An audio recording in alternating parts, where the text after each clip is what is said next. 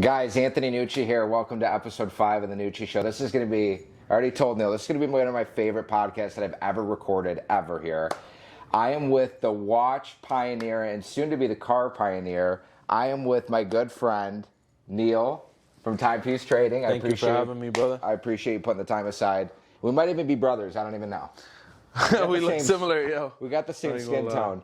But Neel, honestly, it's crazy to me that I'm even sitting here with you because when I moved here 3-4 years ago, I was following your journey, watching on YouTube of you selling 20 million in a weekend. You were traveling in New York. 20 million a weekend I haven't done yet, but we're getting there. In a week. Have we done 20 million a week? I don't know, bro. I don't know. Whatever you would do, I don't know what you were doing. I don't think so. That's a big week.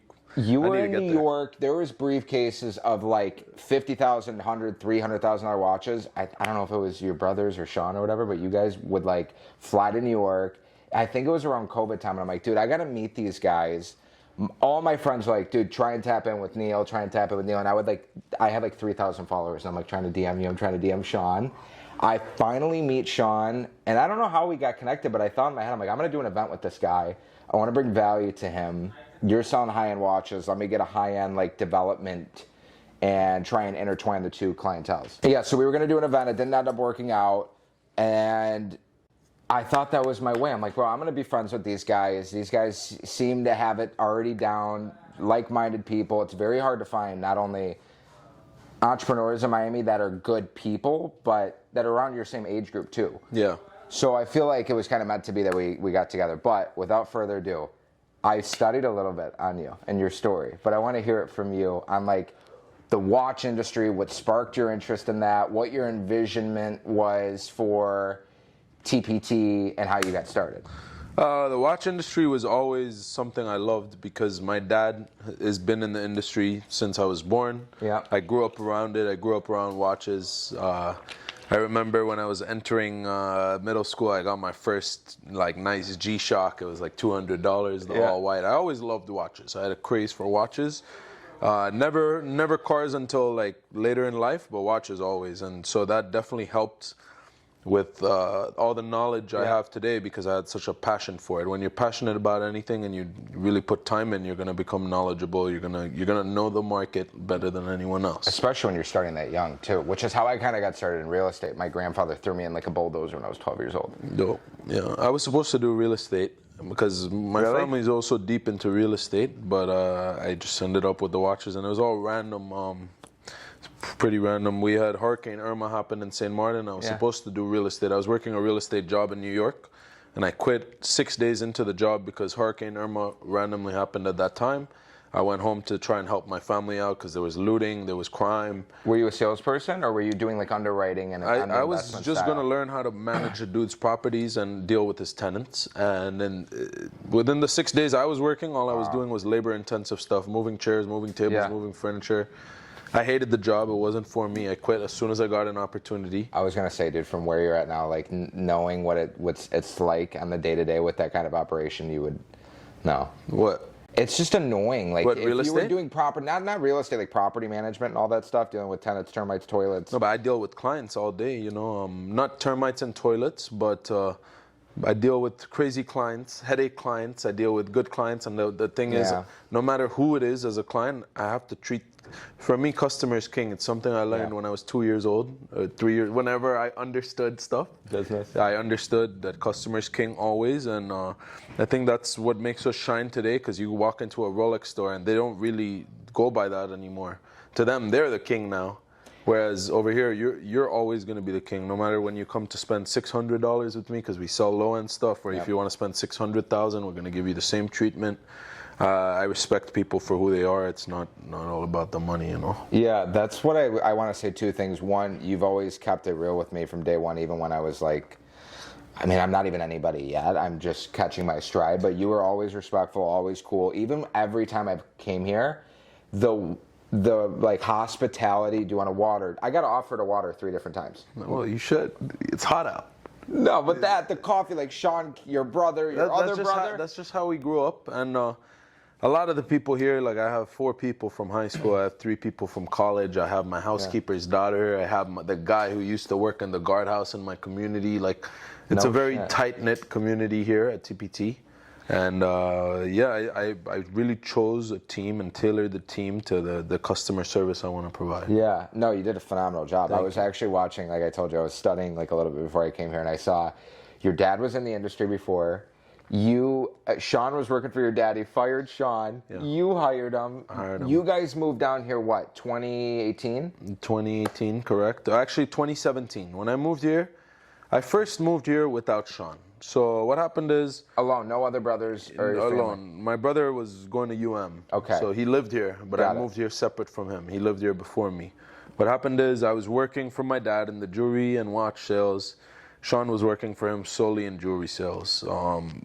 I started doing phenomenal for my dad. I created him an Instagram and Facebook, which he never had before. I was selling a couple $100,000 a month of the watches he had in stock. In my first year selling watches properly, and it got to a point where I started being offered watches instead of just asked for watches, and people were asking me for the watches I'm being offered. My dad didn't carry those watches. I eventually convinced him to let me do a flip here and there where I was like, can I buy it from this guy on Instagram and sell it to this guy? He's like, no way, you're trying to make $500 on 50,000. I'm like, look, I'll do it as safe as possible. He's like, well, no way I'm letting you pay for it with my money before it's here. We got to check it, this, that. So because my dad owned the Richard Mille store at the time and the Audemars store, and he owns the Hublot boutique, it was easy for me to call the person on Instagram and be like, bro, go to richardmille.com, look at authorized retailers, and I'm going to FaceTime you. I own the store. I'm the son of the owner of the store. We're on richardmille.com. We're on Audemars. We're not playing, bro. You send us the watch. If it's real, we'll pay you. Eventually, I convinced the first person, did the first deal. I started doing maybe like 2 of those deals every month. You know, it was very small money. But was it high end stuff with just smaller? It was good dollar amounts. I was selling like $200,000 a month and flipping. Besides my dad's, I was selling a couple $100,000 for him. But I would only make on the $200,000 maybe $4,000, $3,000. But that was equivalent to the salary my dad was paying me. He was paying me $3,500 a month for a year, working with him and his brother in Aruba. But you were making the company like $50,000, $60,000 a month, probably, yeah. And I was like, damn, I could just do this for myself if I just focus on just flipping. So I was about to start doing that. And I remember what happened was my grandpa always wanted me in real estate, like I told you before we turned the cameras on. And he introduced me to one of his partners. The partner showed me that he has like a $30 million portfolio, even though I know that together my family may have that or even more. That was a lot of money to me. I never saw money like that. And I was like, damn, fuck watches. I love watches, but I'll buy watches with the money I make doing what these guys do. So I actually came to Miami to work in this guy's business. And from real estate, it turned into this guy does import and export, which is his main business. Real estate was his investment.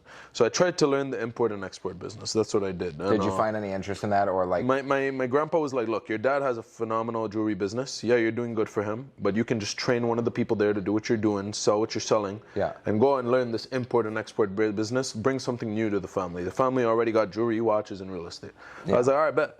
So the guy owns a warehouse here in Miami. He owns cosmetic stores all over the Caribbean. It's called Lucky Cosmetics. He owns a warehouse here that supplies all his stores. He owns maybe 30 stores, okay? So I came here and I was supposed to learn the business, how to order, how to ship, how to open stores. But all he had me doing for like 6 months, I would wake up at 8 a.m. I remember I had a 21-year-old manager who was my boss. How old were you at the time? I was like 19 or 18. 19, I think. And how old are you now? 28 now. Damn, we're the same age. No, wait, so how old was I? Because, so I was 22. I was 22 at the time. I had a manager who was my age, 20. He was the same age as me. He's right there, okay? We're still friends, actually. Yeah. And I remember, like, I'd go to work 8 a.m. and it wasn't dress code, but you had to wear pants. You had to wear decent shit. Like it was hot. Casual. There was no AC. I was in the back of a warehouse. Like, people would be up on the top shelf throwing me boxes that were heavy, like big boxes full of stuff. And while I'm on the bottom, I still have back problems to this day. I have lumbar spondylosis from the job. But before and after going to the job, I would wake up early those days and I would sleep late those days, trying to still flip watches. Through my own bank account now. Now I managed to... So you were completely self-funded? I was self-funded at this point. Yeah, I'm making money doing my warehouse job, like $3,000 a month I got, and I was trading watches. It was still out of my dad's account, so I wasn't really saving money for myself from there. But I was trying to like learn the business better. I was trying to learn it better. It got to a point after like 6 months, I was like, I was making I think 10,000 a month flipping the watches on the side, but it was still in my dad's account. You know, I was doing it in his bank account. But you knew, you proved to yourself, you're like, yeah, I was like, just created I'm making triple what I'm making in this warehouse. I'm not learning shit about how to be a boss of this warehouse or distribute the product or open stores. I'm gonna open a watch business separate from my dad. It was a big battle. They hated the idea. They didn't want me to separate from the family. So I actually said, here's some equity. Just so you know, I'm not trying to separate. It's not about money. I want to prove to myself I can do it myself. I don't want your guys' help. I don't want this partner's help. I don't want grandpa's help. I want to just go run it up. Like I want to do it myself. But I want to share the wealth and keep it in the family. Yeah, and I'm gonna show you guys that I'm able to do it. So my dad saw already what I did in his account. He lent me $500,000, and from $500,000, we worked in an apartment in Brickell. It's Axis. It was a 1,300 square foot apartment. You and Sean? Me and Sean, and I made my brother leave his dorm in UM and come move into that apartment because it was a 2-bedroom. And me and Sean would work on the dining table, which was approximately this big. And we sold in our first year, working out of that dining table, $13 million. That's crazy. We'd never had an office. 13 million. Yeah, I bought a safe on Amazon for like 600, and I bought these like 2 boxes like that, maybe 3 that we turned the 500,000 into whatever we did, and we filled up these boxes with watches. It was in my little Amazon safe. I remember my closet didn't have, like, now I have like Louis Vuitton boxes and shit up on the top of the closet as decor. Before it was like AP boxes and Rolex boxes. That was my closet. Like I had the safe full of watches and all the box and papers on top. That's incredible. And we did 13 million. Then I was like, okay, now let's get an office. We had an office in this building down the hall. Okay. Way smaller. It was 600 square feet. Now we're sitting in 14. So you went from 1,300 to 600. Yeah, because I wanted an office. One was an office, like a professional setting, right? And in the house, 1,300 square feet, we only used 200 for business. It was tiny. Not even. Not even. And now, so we moved to 600, and now we're in a 4,500 square foot office today. And you're expanding even more. And we have millions of dollars in watches, and we sell 100 million a year today on average. And yeah, just grew and grew and grew. The team's got like 25 people now. That's insane. So you did 13 million the 1 year. How long did it take you to get to 100 million? I did 13, then 39, then 113. I tripled 3 years in a row. Yeah. It's fucking insane. And then I went down to like 82, and then like I think this year we're gonna do like 84, 85, something like that. Yeah, I mean the market's changing so much. We were with the consulting side, we've had a great run up, but August historically, especially around an election year, is not good. So we're seeing an impact there. The news isn't helping, and everything else going on. The first sick like exotic car that you got. Was it the year you made 13? My first sick exotic car was the Audi R8. I think it was the second year. I didn't buy it the first year. The first year I bought an E63S AMG. Okay, nice. It was like 90,000 at the time. Yeah. So 39 mil, R8. R8, and I think I bought a 488 shortly after as well. I traded the E60. I traded the R8 for the 488. So you have 15. Now you have 15 cars. Now I have 15 cars. Maybe 17 because I have one in Dubai and one in St. Martin. Can we expand on that? Now you guys have conquered it in the States and specifically in Miami. Now you want to go into, what is it, like a boutique retail space, and you want to expand into Dubai and other markets? We're going to expand. I'm not going to talk about where, but we're definitely going to expand soon. Yeah. To be continued. To be continued. I almost said to be discontinued because I know like watches get discontinued. No, you're good, dude. So. Watch terminology, bro. What, I guess, like, anybody that's getting into business, dude, that's watching this, they're like, dude, easy, like, how the hell did you do 13 million in 1 year? Don't worry about sleep. Don't worry about girls. Just worry about the gym and your work, and that's it. You'll crush. That's literally it. You do good ethic business, and you don't scam people. You don't break your word. You honor your word, even if you got to lose $1, because money is easy to be made, but relationships are easy to break, hard to be made. So you want to value relationships, you want to honor your word, you want to do good business, and you will just grow if you put time in. So, you know, it's funny, I would contribute a lot of my success that I've had over the last year and a half. Last year, I made a commitment to myself after watching Grant Cardone and Patrick Bet-David. I don't know if you watch him at all. I watch some clips, yeah, for sure. He said something like, dude, just go a whole year without, like, fucking around with girls. Girls can distract you, whatever. And I'm like, you know what, dude? Like, I was getting over, I don't know, a breakup maybe in like 2022, and it was 2023. I was like, I'm still not where I want to be. I got to go all in. No distractions. Dude, I didn't go outside. I didn't celebrate a birthday. I didn't do a holiday. Nothing. I just grinded, and I went viral, cultivated 100,000 followers between Instagram and TikTok, made great connections with people like you. And like, honestly, all the people that I know down here, it really was last year. All the hustle and grind and all like the money that I'm making this year came from last year's effort. So I love that you just said that. And I want people to understand that, like, yeah, dude, there's days where I don't eat for 10 hours. There's days where even now you're doing 100 million, 17 cars, beautiful watches, have a beautiful business, and you're working until 10, 11, 12 o'clock at night, even on the weekends now. Mm-hmm. And you have the biggest celebrity clients. You have 25 people. You could delegate that, but you still, like you said, it's a passion thing. Yeah. I like it. I'm not complete until I work, and I work out every day. That's what I was saying. I just don't feel good. Cold call. I have to cold call, make content, and work out. That's the same thing. What do you think your biggest challenge was? Or I watched Jordan Welch's documentary recently. Like, not a documentary. He just dropped a YouTube video, and like he said, he's like depressed. No, he said the way to like avoid depression when traveling, like, because for work freaks who, like a lot of my young friends who are successful, they're work freaks, right? And to be able to travel and like not lose your mind, you just gotta work a couple hours wherever you are. That's it, and you'll be good. Like, you were just asking, how do I do it for 10 days?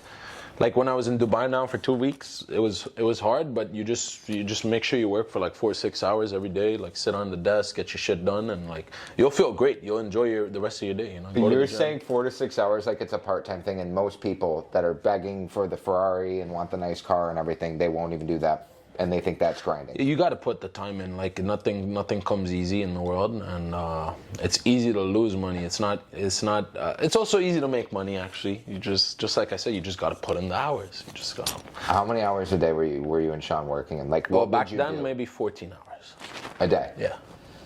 What would you do on the weekends?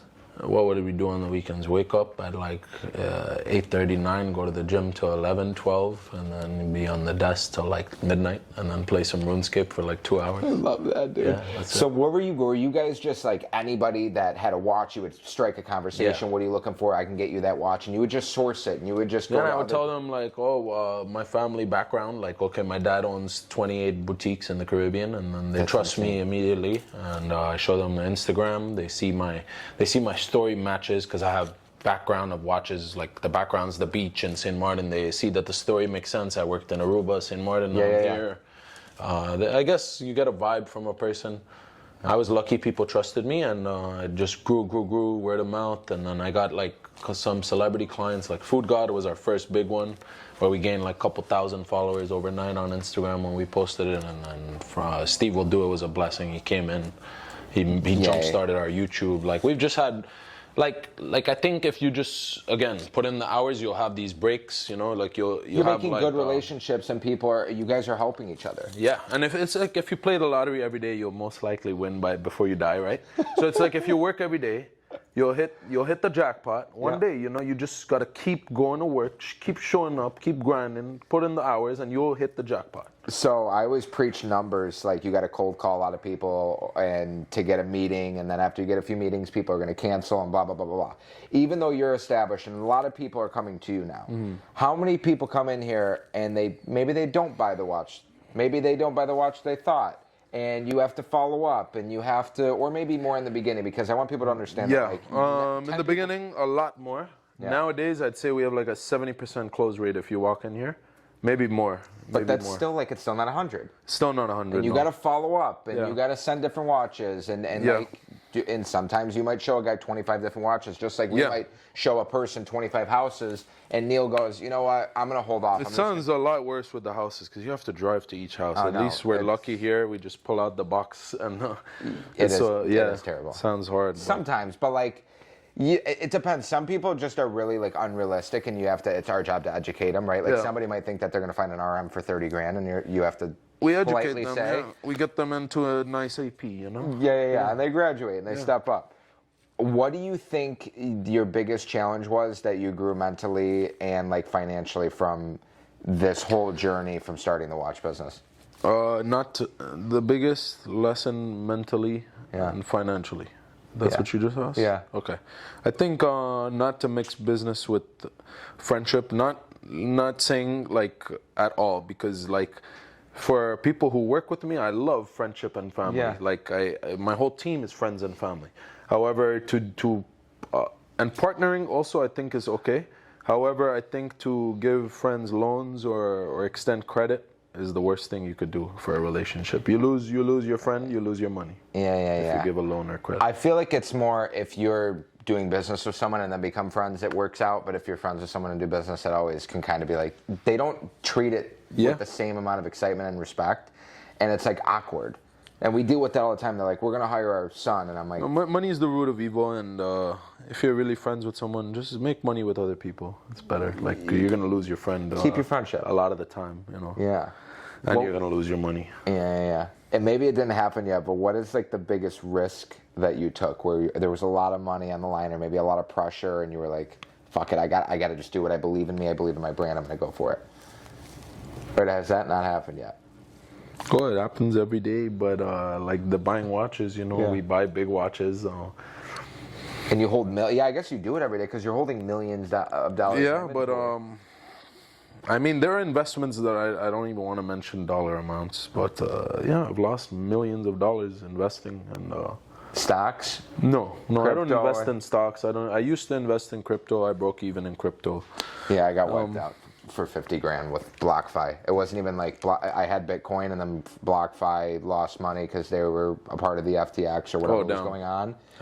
And that's unfortunate. We had a lot of clients with FTX. Like, I mean, dude, they sold everybody. They had Steph Curry, Brady. They had a ton of shit. Okay, if you were going to tell people your top 3 watches, and not only that, what brands do you think will have the most?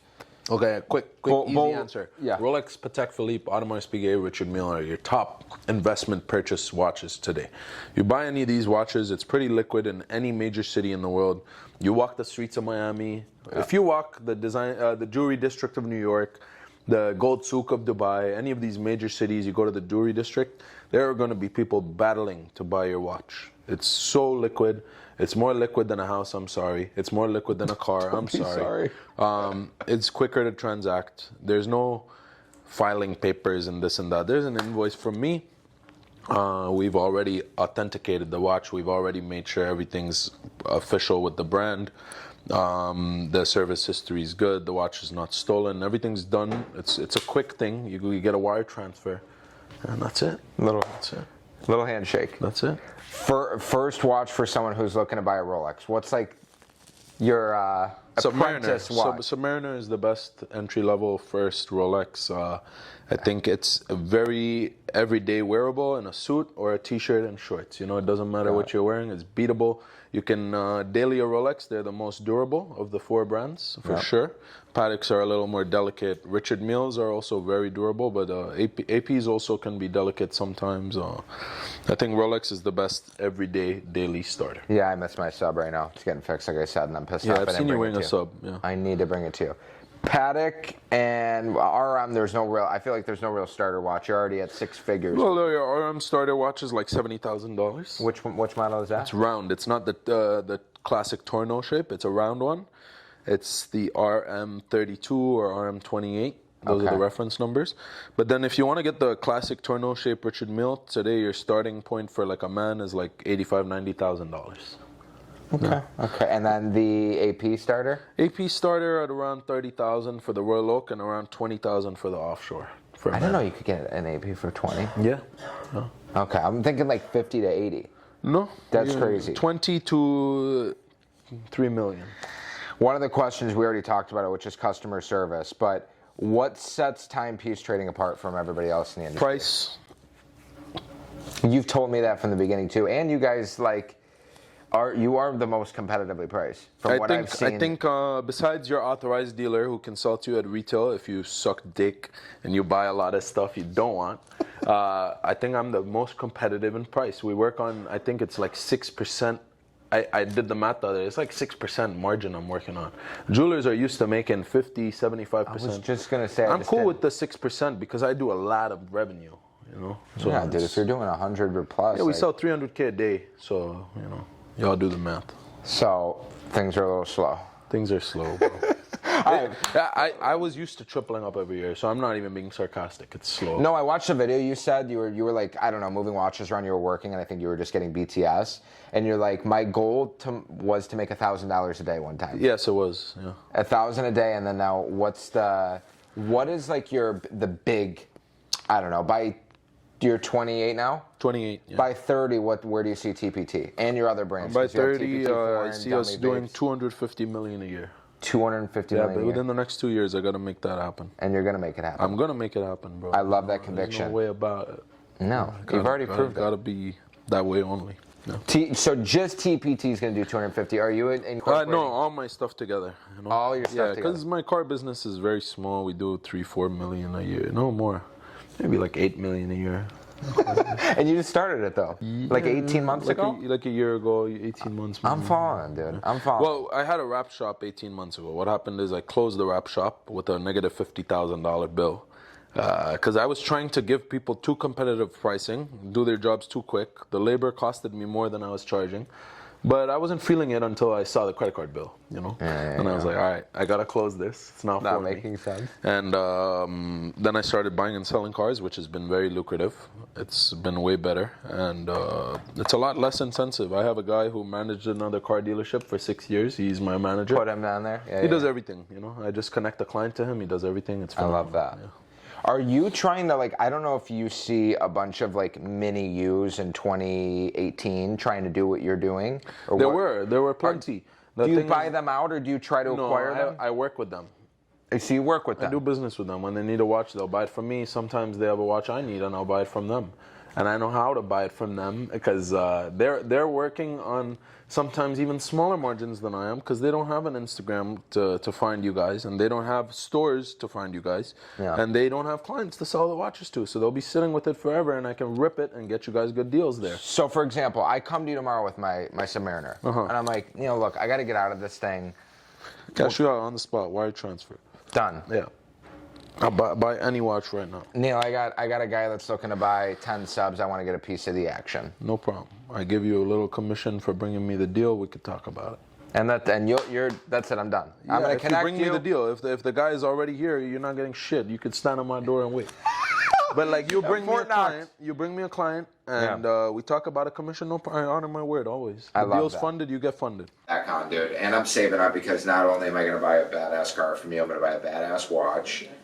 And you're gonna be my preferred. If anybody ever says, one of my clients, hey, I need a watch or a car, my biggest thing was I don't want to be the tour guide. I don't want to just be the real estate agent. Like, I want to be able to say, you want a sushi restaurant? Go here. You want a watch guy? Talk to Neel. That's important. You want a car guy? Yeah, because that's where there's value. They'll buy all their real estate from you if you do that. In the future, for sure. If you guys want to follow Neel, one quick lesson, right? Because you brought up another business of mine. I've learned, like, people say not to put all your eggs in one basket. For me, it's been the opposite. Like, every time I try to take eggs out of this beautiful basket of mine, the eggs just fucking crack. And that's what I mean. Like, I've lost millions investing money. Oh, I didn't know you were going to go that way with it. You're saying the second you deviated. I've started like 15 businesses already. Like, only 3-4 are successful. And you just gotta like do what you do best, in my opinion. Don't do too much because you'll fuck up, in my opinion. No, I feel like it's like go all in on one thing, make a lot of money from that, and then you can diversify investments. But it's not like you can't be the watch guy and the car guy, and I mean you can, but I think watch and car and Birkin and jewelry goes hand in hand. It's all luxury. I think I can be the guy of all those things. But when I tried to get into completely different industries, which I have done, it's a little tough. It's a little tough. I've lost money, and you learn lessons losing money, so it's all good. Sometimes you paid for some knowledge. That's it. So where can people find you on Instagram, the personal and the business page? Neel TPT for all platforms for my personal, and Timepiece Trading for all platforms for the business. And the website is timepiecetradingllc.com. YouTube is Timepiece Trading and Neel TPT. I love that. Yeah. Neel. Appreciate you. I appreciate you. Thank you so much for doing this. Honestly, it means a lot.